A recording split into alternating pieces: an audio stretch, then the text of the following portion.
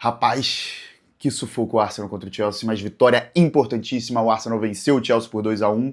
Eu não sei se eu tenho coração para mais 10 rodadas, eu não sei se vocês têm coração para mais 10 rodadas. A gente vai falar sobre isso, vai falar sobre o jogo, vai falar sobre o segundo tempo do Arsenal. Mas antes, aquele ritual de sempre, deixar o seu like, se inscrever no canal e compartilhar com aquele seu amigo que gosta de futebol, valeu? Vamos lá, rapaziada. Dois tempos bem distintos, na minha opinião, tá? Eu não vi o mesmo jogo que muita gente viu, apesar do jogo ser igual para todo mundo, mas um primeiro tempo que eu senti o Arsenal melhor do que o Chelsea, um jogo que começou muito lá e cá, mas o Arsenal criando mais chances, tanto que finalizou muito mais, mesmo tendo menos a posse, né? O Arsenal, ele era muito mais incisivo quando tinha a bola, e o Chelsea com muita dificuldade de reter a posse, né? Muita dificuldade de sair jogando, o Arsenal pressionando muito bem, e isso eu acho que faltou um pouco, faltou criar um gol logo no início, naquela pressão que o Sanches errou 2, 3 bolas, sabe? Eu acho que o Arsenal poderia ter aproveitado um pouco mais aquele início ali, que o Chelsea estava muito nervoso, e o próprio Arsenal estava nervoso nas transições defensivas, deixando muito campo, deixando muito espaço. Então estava aquele jogo meio lá e cá, foi até a hora que eu comentei. O jogo tá tenso, nervoso, brigado e aberto. O jogo estava bem aberto, e parecia que quem fizesse o primeiro gol conseguiria acalmar mais os ânimos e ter o controle da partida. E o Arsenal vai tentando, pressiona, tem suas chances, tem uma deficiência muito grande de finalizar a jogada. É um time que não consegue chutar às vezes. Eu vi uma pessoa que comentou, cara, o Arsenal parece um time de calculando o XG, né? Não, vou driblar mais um. Não, vou criar mais um espaço, vou ficar cara a cara. Irmão, se a bola se apareceu pra você dentro da área, chuta. Chuta de primeira, chuta de qualquer jeito, bate, desvia alguém, é gol. O Arsenal teve muito assim, tentou ser muito perfeccionista na hora de chutar, né? Tem que estar tudo muito claro para o Arsenal finalizar, e às vezes no futebol você não precisa disso, tanto é que assim, né, depois de uma boa pressão, o Arsenal já vivia um momento um pouco melhor do que o Chelsea no jogo, saiu o escanteio e sai o gol do Arsenal na especialidade do Arsenal no escanteio, o Saka, se eu não me engano, que cobra, ou é o Rice, eu acho que é o Saka, aí o Gabriel escora, o Saliba consegue marcar, né, ainda desvia no zagueiro do Chelsea, na especialidade da casa. Não achei falta no goleiro, vou falar sobre polêmica, mas já adianto que para mim os 3 gols legais, né? Vi torcedor do Liverpool, nem tá envolvido no jogo, comentando que foi falta nos 3 gols. Bom, pelo menos o árbitro manteve o critério, né? Não marcou falta no goleiro em nenhum dos gols. E para mim não foi falta realmente. Não estou falando isso porque o Arsenal venceu, até porque vocês sabem que eu critico muito a altura do goleiro Raya. Se você fizer bem a pressão ali no Raya, ele cede muito fácil gols em escanteios, eu já vou chegar lá também. Então o Arsenal chega ao gol, e aí eu pensei, cara, agora vai dar aquela tranquilizada, né? O Arsenal vai sentar um pouco mais na vantagem, o Arsenal dá uma recuada estratégica para tentar os contra-ataques, e aí começa um show de horrores do Leandro Trossard. Leandro Trossard me estressou num nível... Que partida do Belga, hein? Cara, ele conseguiu errar tudo. Todas as tomadas de decisões que você possa imaginar, ele conseguiu tomar errado. Quando é pra chutar, ele não chuta. Quando é pra tocar numa pessoa, ele toca na outra. Inacreditavelmente, cedeu contra-ataques pro Chelsea. Assim, bizarro a partida do Trossard tecnicamente. O Zubimendi também estava muito mal, já tinha quase cometido uma cagada colossal, mas o Raya consegue jogar para fora, né, no passe que ele força pro Raio João Pedro e quase marca. Então era um jogo muito tenso, e com o Zubimendi e Trossard muito nervosos, principalmente o Trossard, né? O Zubimendi está numa faixa do campo mais perigosa, mas o Trossard errando tudo que ele tentava.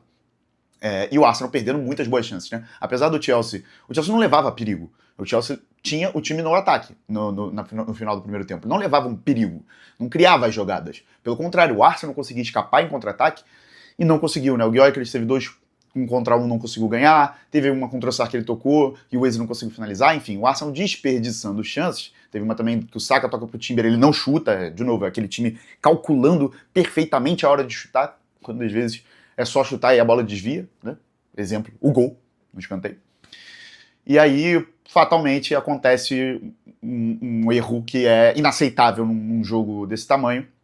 O Chelsea já vinha criando bem escanteios, o Chelsea é um bom time de escanteio ofensivamente, vai muito mal defensivamente. E aí o Chelsea consegue criar aquele bololô na área, e o Nkapie bota pra dentro logo na reta final, quase o último lance ali do primeiro tempo. O Chelsea empata 1-1. E aí eu quero chamar a atenção pro erro que é claro do Nkapie, que pra mim não fazia um jogo horrível. Vi muita gente falando que ele fazia um jogo ruim, não tava mal no jogo. Pelo contrário, eu acho que ele estava bem. E aí ele falha, né? Ele cabeceia pra trás, assim, uma cabeçada inexplicável. mas me incomoda um pouco o Raya nesses escanteios. Teve uma pessoa também que comentou, tentando dialogar aqui com vocês, mas não anotei o nome de todo mundo, comentou, cara, nos escanteios o Raya é muito baixo, né? Então toda bola é um perigo. E é de fato o que acontece. Ele tem 1,83, ele é muito baixo para goleiro, ele tem 1,83, diz ele, para mim ele tem 1,83 de chuteira. E eu acho que hoje no futebol atual, um goleiro top 10 melhores goleiros do mundo, você tem que ser pelo menos alto. Assim, o Raya é um bom goleiro. Se ele tivesse 1,90, ele provavelmente seria excelente. Mas ele tem 1,83. E aí no lance do gol, que é, deixa claro, tá? A cagada é do Hincapié, mas me chama muita atenção que tem 10 jogadores na área, 9 são maiores do que o Raya. Então, assim, é difícil você ver o goleiro, você vê o Gabriel Magalhães é mais alto, o Saliba é mais alto, o João Pedro, se não é mais alto, é do mesmo tamanho quase. Aí qualquer jogador é do tamanho do teu goleiro. E aí fica até difícil para ele cortar as bolas no alto, né? Enfim, o Arsenal leva esse banho de água fria, foi engraçado, não muito engraçado na hora, mas depois ficou engraçado, já que o Arsenal venceu o jogo. Vaza o áudio do João Castelo Branco, pelo amor de Deus, cara, gol contra, assim, achei engraçado. Claro, depois que o Arsenal venceu o jogo, né? Na hora eu fiquei mais puta ainda. Mas achei engraçado esse áudio ter vazado, né? Coisas que o jornalismo proporciona pra gente. E aí o Arsenal vai com um banho de água fria pro intervalo, um pior momento para tomar o gol, e volta muito mal. Tá, o Arsenal não fez uma grande partida, na minha opinião, fez um excelente primeiro tempo, mas no segundo o Chelsea começa melhor, o Chelsea é mais perigoso, o Chelsea cria, o Chelsea tem espaço, tem campo, o Arsenal vai tentando igualar, vai tentando deixar a parada um pouco mais lá e cá, e aí vem o gol de escanteio novamente. Já falei aqui, vou repetir. Se o Arsenal conquistar a Premier ou a Champions League essa temporada, a gente vai lembrar desse time como o Arsenal da bola parada. Não vai ser o Arsenal do Saka, não vai ser o Arsenal do Rice, não vai ser o Arsenal do Gyökeres. Vai ser o Arsenal da bola parada. E eu sei que muita gente acha que esse é o fim do futebol, e não sei o que, não sei o que lá, mas semana passada o Arsenal estava dando show, ganhando de 4-1 do Tottenham, 4 gols de bola rolando.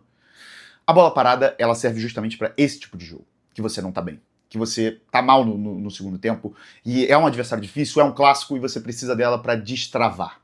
E o Arsenal conseguiu destravar o jogo no segundo gol da bola parada, uma cabeçada perfeita do Timber. Robert Sanchez reclamando de falta, teve gente falando que achou falta onde ele cai sozinho. O Saliba nem tava tão próximo assim dele. O jogador mais próximo dele era o próprio jogador do Chelsea. Robert Sanchez é muita alegria pra nação aí do Arsenal, ele sempre entrega contra a gente, é um negócio inexplicável. Eu acho que no fundo ele torce pro Arsenal, hoje ele se empenhou muito bem, errou várias saídas de bola, mas o Arsenal não conseguiu aproveitar, infelizmente. E aí, 2-1, né, e destacar, o Trossard quando saiu e entra o Martinelli tem entrado mal, né? Mas hoje a gente vai ter que... A gente elogia quando é pra elogiar, né? Hoje o Martinelli jogou muito bem. Hoje ele foi muito bem. Criando contra-ataque, cavou a expulsão, né? Isso já foi depois do gol, né? A expulsão do Pedro Neto, que o Martinelli bota na frente, dá uma caneta nele, bota na frente e o Pedro Neto dá o carrinho, faz a falta, segundo cartão amarelo, não tem nem o que reclamar. Tá expulso, mais uma vez o jogador expulso do Chelsea. Se eu não me engano é o 10º na temporada, ou o 7º na Premier League. Então assim, o Chelsea tem essa dificuldade aí, é um time que bate muito, né? Isso vem desde o Maresca.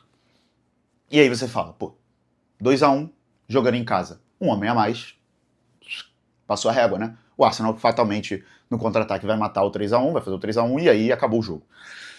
E aí vem o grande problema desse segundo tempo. O Arsenal brincou com a sorte.